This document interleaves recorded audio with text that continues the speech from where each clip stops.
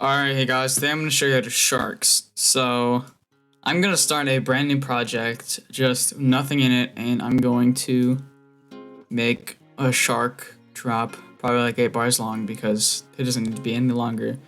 So, I always start off with my favorite BPM, which is either 135 or 150. And when I make my songs, I usually start off making the drop, so I'm gonna do that right now because I'm too lazy. So, and there we go, perfect drum loop. I made it all by myself.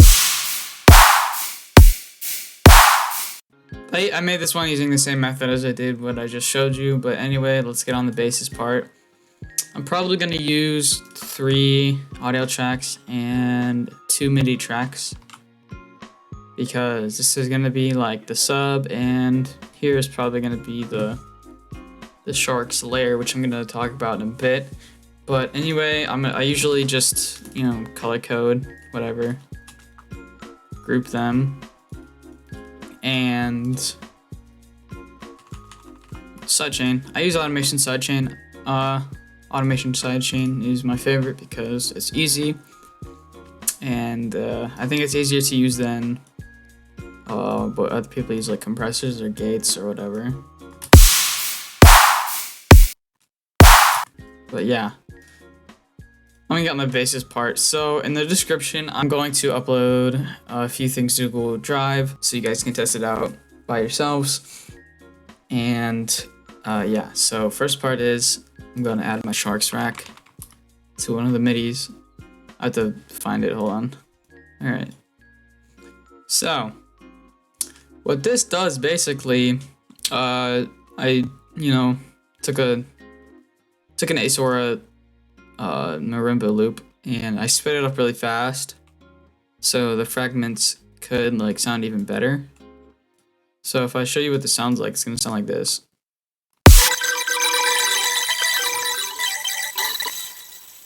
And if you play it at C, it's tuned to D minor because that's just what I had it at. And I'm probably gonna make this in D minor, so let's just work on that.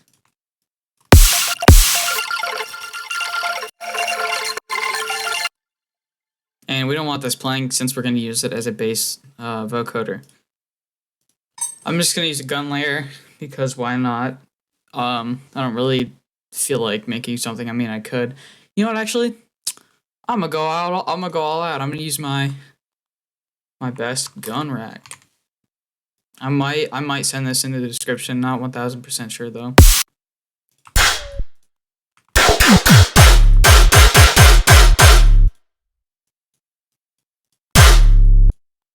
I'm going to get rid of the sub on this though. Probably gonna make a separate track for that, for convenience and so it doesn't sound muddy. So this is the really important part of this. We grab a vocoder, we go to enhance, and then we do external. And audio from, we want to do the sharks, so we do 7. Now when I play this, I'm gonna remove the sidechain so I can do an example.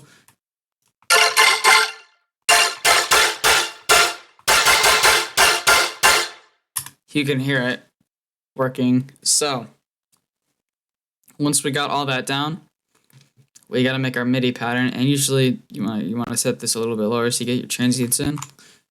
But what I'm gonna do is I'm gonna create a pattern. I don't know what I'm gonna do. Probably just some basic wonk step, something like this probably.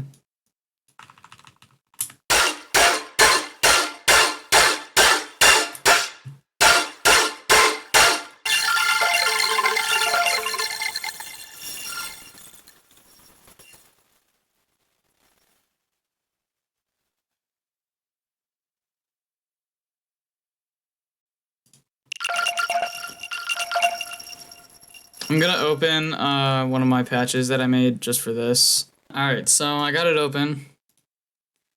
And it probably doesn't sound that much different. I'm gonna turn on the reverb on it though.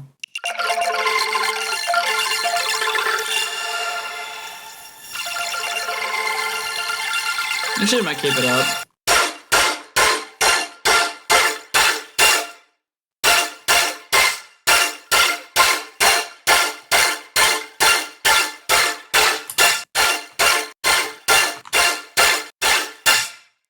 So I'm gonna copy this and I'm gonna solo it and get rid of the vocoder. I'm gonna solo the bass layer.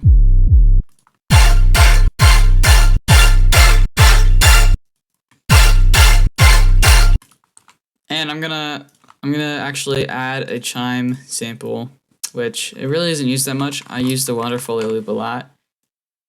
Another sample I use to make stuff like this is this one, which I'm pretty sure I didn't make it. So, and it's also not even in the same key.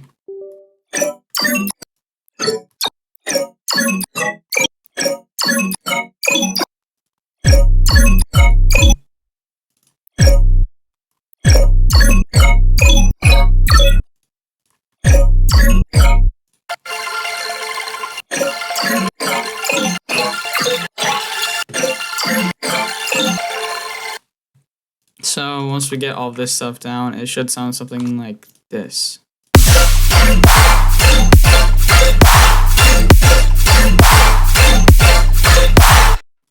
I'm gonna work on this a little bit and I'll come back to you guys.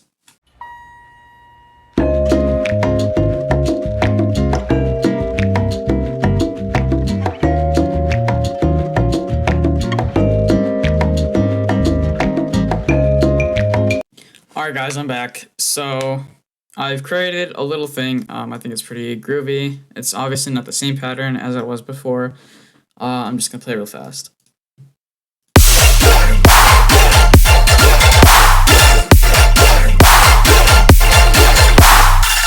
So I hope you guys enjoyed the video, and just as a reminder, this is only for Ableton unless you can figure out a way that's similar in FL Studio or whatever DAW you use. And just as an FYI, this isn't how Sharks makes his basses. It's just how I found out how it sounds similar. And I'll catch you guys in a new video. I'll leave info in the description for all of this stuff. So yeah, peace out, homebros.